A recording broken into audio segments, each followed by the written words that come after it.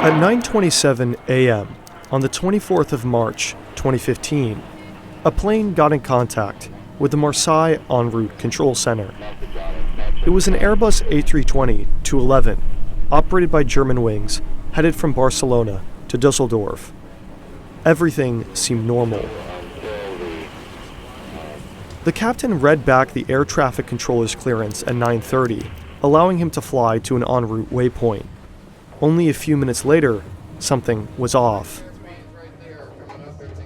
The control center in Marseille saw that the altitude for the aircraft was around 30,000 feet, almost 2,000 feet lower than the original cruise altitude, and declining.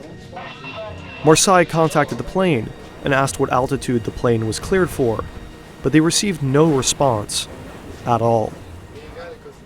Over the next 30 seconds, Marseille tried to contact the flight crew 2 more times. No answer. At 9:34, the control center tried a different frequency, but again, no response. From 9:35 until 9:39, the Marseille control center tried to contact the flight crew multiple times over different frequencies. An air traffic controller from the French air defense system also tried, as well as another aircraft. But each time, no response from Germanwings Flight 9525. At 9:40, radar contact was lost. The French air traffic controllers triggered a distress phase, declaring that the aircraft and its occupants were in imminent danger and required immediate assistance. At 9:41 a.m., Flight Germanwings 9525 crashed into the side of a mountain in the Alps. What happened? The crash occurred on a remote mountain. Because there was no access by road, emergency crew had to be brought in via helicopter. The plane was completely destroyed, the debris field vast, but the pieces of the craft small. The cockpit voice and flight recorder were found in the same week, although they were both severely damaged. When flight investigators stitched together the data, a story of intentional action formed. The plane was hijacked, but not by terrorists. Let's go back.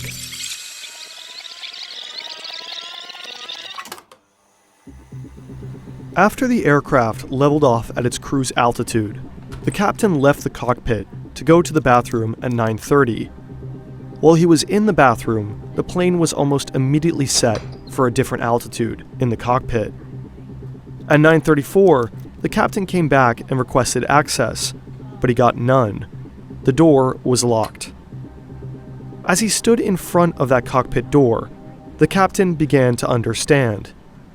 The co-pilot had hijacked the plane, and he had no way of getting in.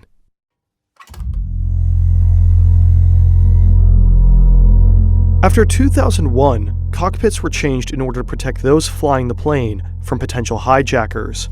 To enter the cockpit, a crew member has to call the cockpit on the intercom and press the pound key on a keypad, which buzzes the cockpit.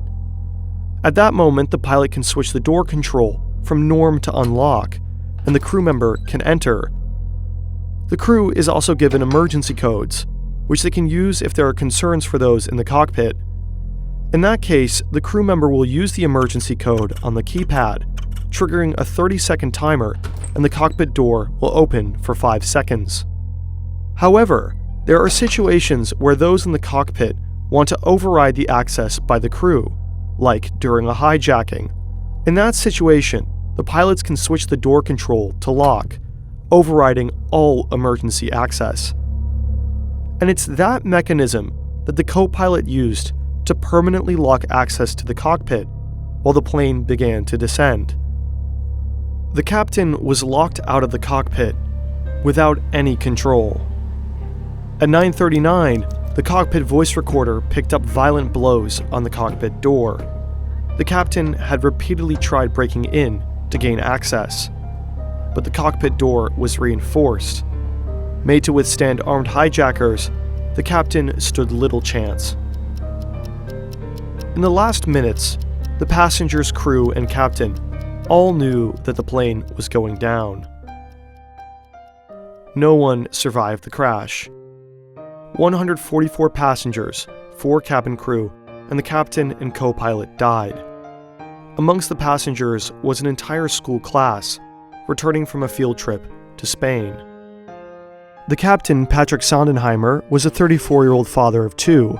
In the aftermath, his wife set up a foundation in his name, intended to help children and young people handle grief and crisis. He had thousands of total flight hours, and his last moments were dedicated to trying to save the plane and passengers.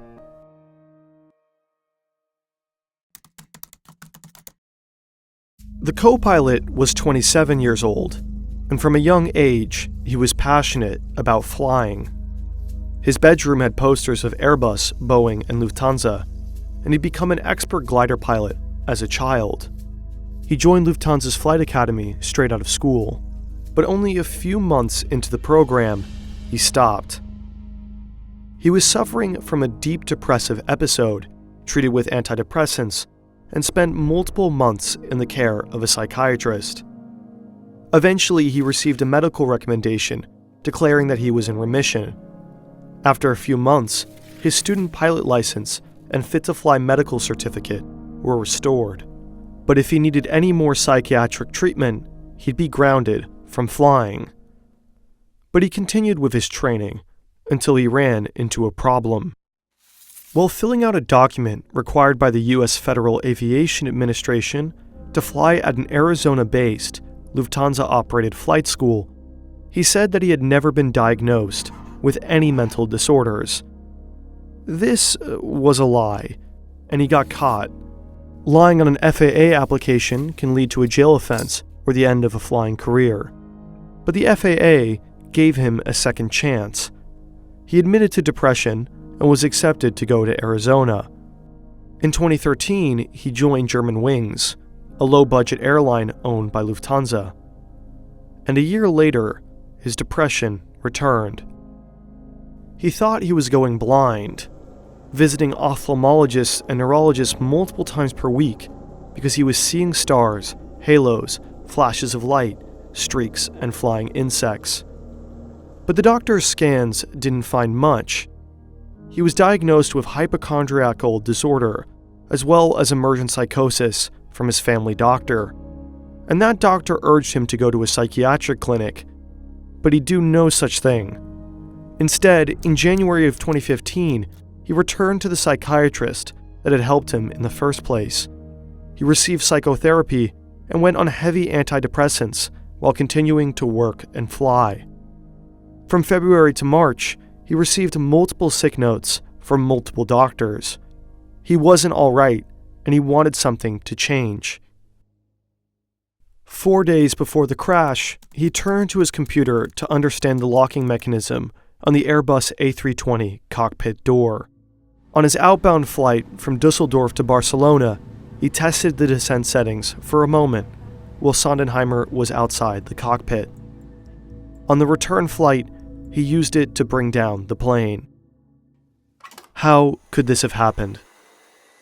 Pilots are required to do health screenings and annual checkups, but mental health is easier overlooked than physical. Since pilots operate under an honor system, they're expected to self-evaluate their health. And this can be an issue.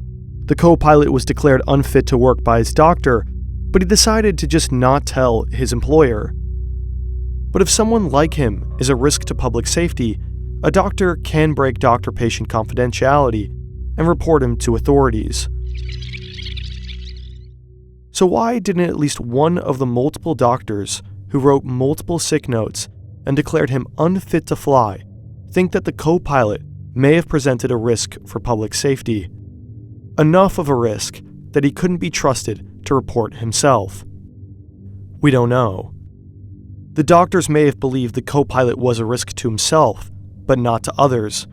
Being depressed does not make you a killer. Or maybe the doctors were just scared. Breaking doctor-patient confidentiality does not come without risks. It's even possible cultural factors could have played a role. Privacy and data protection are valued really highly in Germany.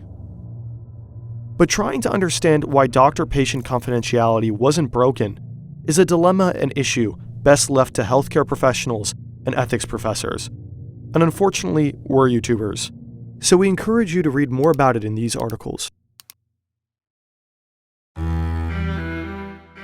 Nonetheless, when you're watching this today, it's important to understand that this type of incident is incredibly unlikely.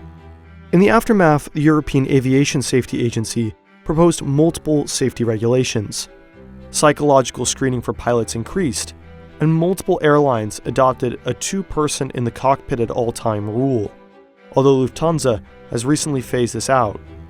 In 2015, Germanwings was rebranded to Eurowings. The decision was made prior to the crash. In the end, Lufthansa compensated the families of the victims, but there are questions about whether it was enough. The families have faced losses that no money could ever heal.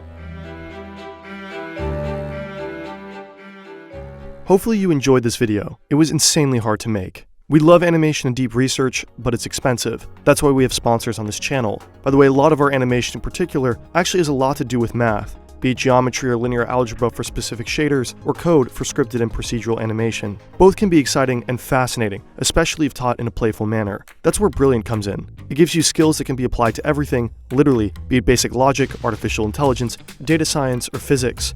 But it gives it to you in a way that isn't earth-shatteringly boring. To try everything Brilliant has to offer, free, for a full 30 days, visit brilliant.org/fern or click on the link in the description. The first 200 of you will get 20% off of Brilliant's annual premium subscription. You always have your phone on you, which means Brilliant always gives you access to learn math and science anywhere, even if it's only for a few minutes each day. You can improve your skills while on a tram, walking, or while your significant other is trying to connect with you. We personally love the app. There's something incredibly satisfying about really getting something, about solving a puzzle or a logic problem. Why don't you give it a try?